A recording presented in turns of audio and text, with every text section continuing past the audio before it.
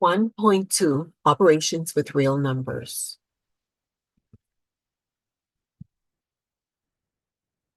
When we deal with operations with real numbers, we're looking at the absolute value. In looking at the absolute value, we need to look at the number line. We have our number line, which extends in both directions. Each integer on the number line is equal distance apart. In the center, we have 0, which is the origin. And then to the left of 0, we have our negative numbers, and to the right, we have our positive numbers. The numbers are increasing when we move towards the right, and they are decreasing in size when we move towards the left. So again, our number line, 0 is the origin. We have on this number line just integers. To the left of 0, we have our negative numbers, and to the right, we have our positive numbers. The absolute value of a number is the distance it is from 0 on the number line. So if we have the absolute value of -5, we're looking at the distance from 0 to -5, and this distance is +5. Keeping in mind that distance is never negative.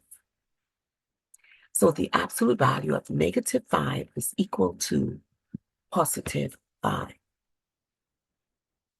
The absolute value of +9, again, it's the distance it is from 0 on the number line.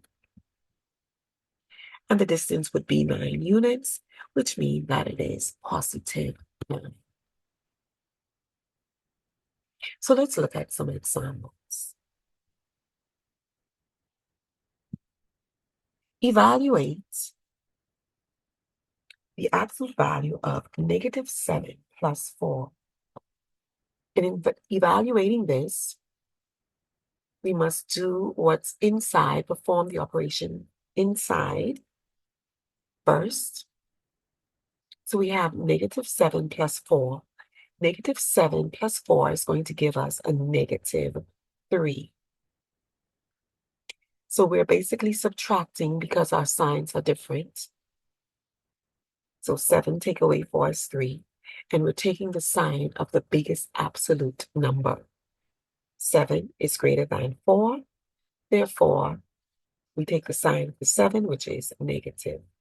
So -7 plus 4 is equal to -3. Now we address the absolute value. The absolute value of -3 is equal to +3, since it is the distance it is on the number line. So once we come outside of the absolute value sign, our answer must be positive.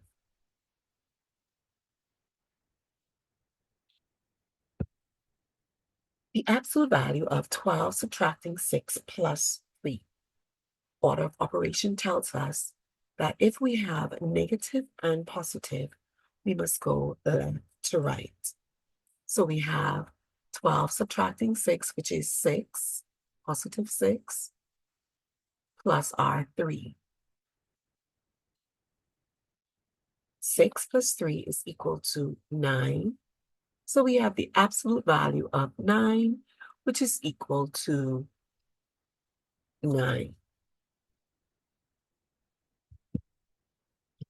The absolute value of +17 is 17.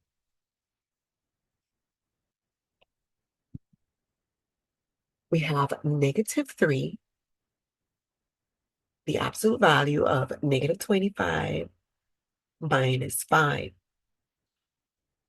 The -3 outside tells us that we must multiply the contents of inside, whatever we have. That is, we're going to be multiplying -3 times the absolute value of -25 subtracting 5. So we must perform the operation inside first. So we have our -3 the absolute value symbol. We have negative 25 subtracting 5. When dealing with signs that are the same, we must add and keep the sign. 25 plus 5 is equal to 30. Both are negative, so we have negative 30. Bringing down our negative 3, we now have negative 3 multiplied by the absolute value of negative 30. The absolute value of negative 30 is equal to positive 30. Therefore, we have negative 3 multiplied by positive 30, giving us negative 90.